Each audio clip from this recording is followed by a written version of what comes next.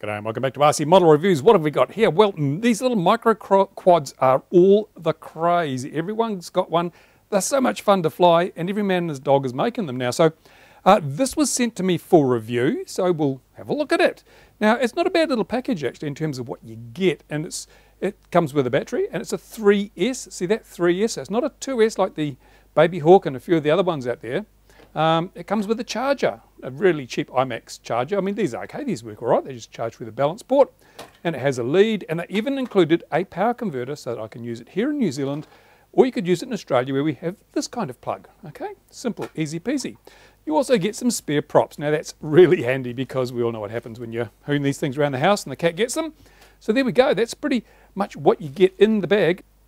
Interesting, this has got 5-bladed props. I mean, I know Stewie reviewed a really fast little micro quad. It had 5-bladed props too, so I wonder if this is going to be as fast as the one Stewie got.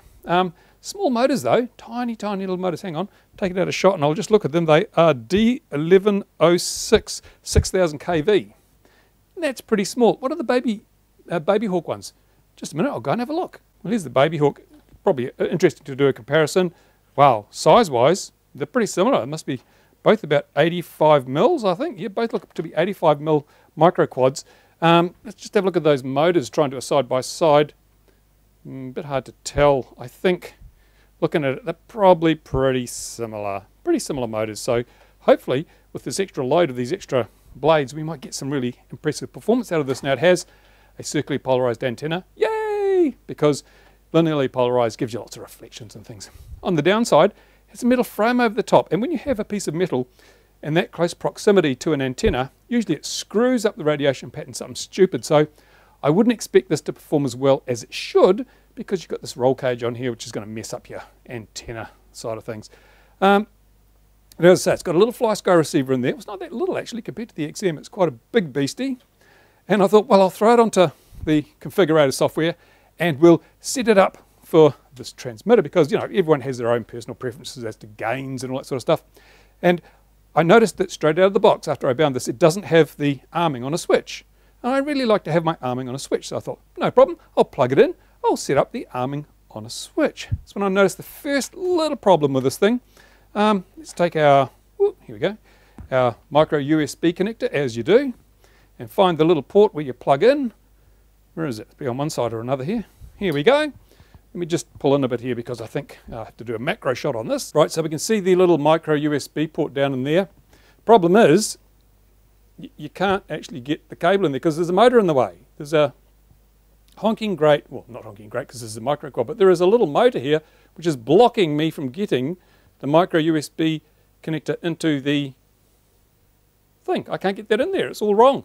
And even if I take the prop off, I'm still probably going to be buggered. I'll try taking the prop off and see, but I don't know. It's going to be a close one thing. So it's not that convenient really in that respect because, oh, you know, I have to fart around a lot.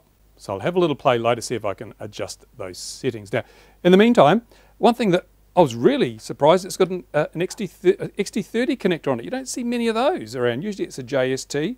But XT30, that's really unusual. And the battery also has an XT30. They give you, it looks like a, that's kind of the packaging that the Gens Ace batteries have, isn't it? That sort of faux carbon fibre, but it doesn't have a brand on it or anything, so it's a Mr. Generic battery. 3S 450 milliamps for those playing along at home.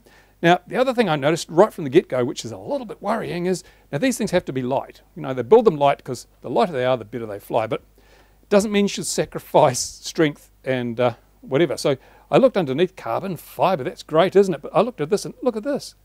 Look at this. That is so thin, that carbon. I'll mic it and see what it is, but my God, look, I mean, is that really going to last? If I hit something, will this break? Because remember, we've got a pretty hefty battery. It's a 450. It's not just a 300 or a 250. It's a 453 cell, so I'm a bit worried about this. Also, what's this going to do to the flight characteristics? When you punch it, these motors, the arms are going to bend, surely. This will be an interesting flight when we take this out. So, okay, I'm prejudging a little. We may change my mind after the flight, but I have my concerns about this thing.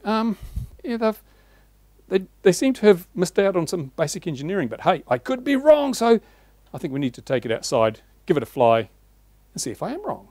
But before I throw it into the air, let's see how much it weighs with the battery ready to fly. She's got an all-up weight of Whoa, that's pretty porky, 121 grams. Because remember that the baby Hawk with its 300 milliamp battery is only 90 grams. So this is 50% heavier. Woo, that's, well, almost 50% heavier. That's a lot of extra weight. Remember, it's the same size, so we're going to have the same disc loading on these props. Will it fly really well? Will it not? We'll just have to find out. Let's go, throw it in the air, see what happens. Just went to charge this battery with my 4-button charger, and I realised I don't have an XT30 to charge it through the main lead, so I'm going to have to use the usually much slower balance port charger that comes with it. Maybe I'll make up an XT30 lead. I've got some lying around somewhere, but it'd be nice if that was JST. I think JST would handle it. Never mind. We shall go and charge the battery and throw it into the sky. Okay, let's turn this all on, see if it works. Not familiar with the Fly Sky radios very much, so excuse me while I blunder along. Plug this in. Seems to have initialized. The battery's held in with a rubber band, which is kind of a little bit how you're going. So it's not going to sit very level. Never mind. We'll take it over. We'll do a bit of line of sight and see how we go. The shadows are pretty long this time of the year. Try and keep out of shot if I can. I'll try and get my hat cam positioned roughly right now. And all the switches are up. I'm just going to arm it.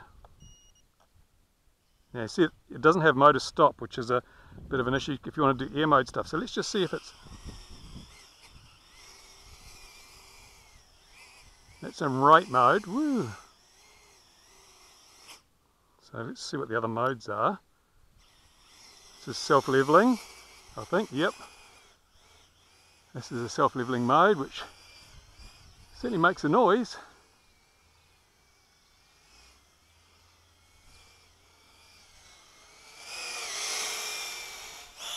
Well, it doesn't have much punch. I've got to tell you, it actually doesn't have much punch. That's it. That was punch.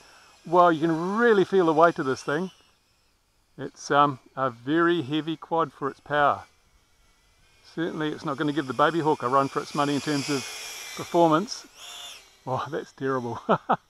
I don't know the price of this. So this could still be good value if the price is right. It's just, you you don't know until you know what the price is. And this is a fully charged battery. I charged up the battery. So, I mean, it's hovering around all right.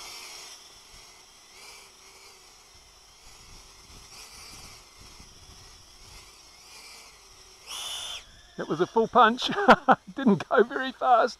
So I think what we have to do now is go put the FPV goggles on, try it out FPV, see how we get on. Let's land it. Right, let's give it a go with FPV. I hope my hat cam got all that. So soon see. Time to switch to some DVR footage.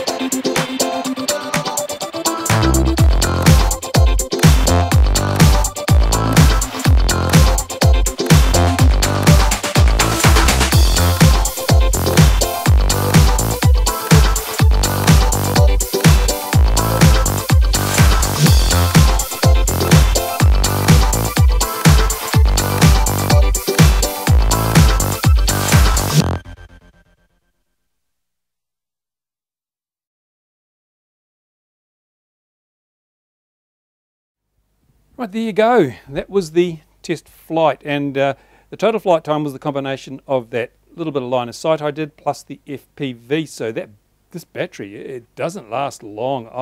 And it came down warm. It's still a bit warm actually, and it's been down for 5 minutes. So this is either a very low C battery that can't keep up, or this is drawing a lot of power, and I don't know where it's going because it's not going into performance. It's not a high performance micro quad. Certainly the baby hawk would eat it for breakfast. And that thing that Stewie had on UAV Futures the other day, my goodness, that was a real powerhouse. So this is not your high performance micro quad. It's I don't know. I'll spend some more time playing around. But I noticed a few other things while I was setting it up there, and that is, for example, we've got the FPV transmitter here with this nice little circularly polarized antenna. That's all well and good, but there's a little LED in here. Notice in the back here, a 7-segment LED. That's supposed to show you the band and channel you're on, but you can't see it because it's got this plastic mount here. So you can only see the top half of the display. So I had to pretty much guess what channel it was on FPV-wise. Fortunately, I got it right, didn't fly out of range. There was jello. This was vibrating. It hasn't been crashed, obviously, but there was certainly jello on there. It didn't look that flash. And flight times were low. Punch was almost non-existent. For 3 cells, I really expected this thing to get up and go, but it sat around and did nothing, really. So I guess it's not for the racing crowd. If you want to race something, don't choose this. It is easy to fly. I mean, let's face it, anything with a modern flight controller and modern flight controller software is going to be easy to fly. In the self-leveling mode, it's a piece of cake. In the angle mode, or sorry, the rate mode, it seemed okay. The way it's set up, as I said, a bit odd because you can't, I don't know if it's got air mode or not because I can't get in there because I can't plug the plug in. But I doubt it's got air mode because the motors stop when you pull the throttle down. Air mode requires that the motors keep going to give you the stabilizing and control effect when you've got your throttle fully down. So, yeah, I don't know. I guess the value that this represents would depend very much on the price, and I don't know the price at the moment. I didn't bring that information out with me. So if it was priced the same as the Baby Hawk, I'd have to say, why would you buy this? Because the Baby Hawk is simply all around more capable. If it's a bit cheaper, then there's going to be a price point where this represents good value. I don't know what that price point is. You'd probably have to make your mind up on that yourself. In the description of this video, I'll put links to the various bits of detail where you can go and have a look at this thing, see what it costs, make your own judgment on the value side of things, because it depends what you do value. For me, I probably wouldn't buy this because I'm used to flying machines with more performance, and that would, you know, it really isn't as much, it's not much fun flying this thing, I have to say. It's not much fun, and it's all about fun. If you're a beginner, hey, and this is cheap enough, it might be a good option, but for the seasoned mini quad flyer, yeah, it's really not my cup of tea. So as I say, go and look in the description, go to the website, follow the link in the description to the supplier's website, and check out the specs for yourself and the price and see what you think. There you go. If you've got questions, comments, put them in the usual place, and I'll do my best to answer them. In the meantime, thanks for watching. I'll clear the bench and get on with something else. Bye for now.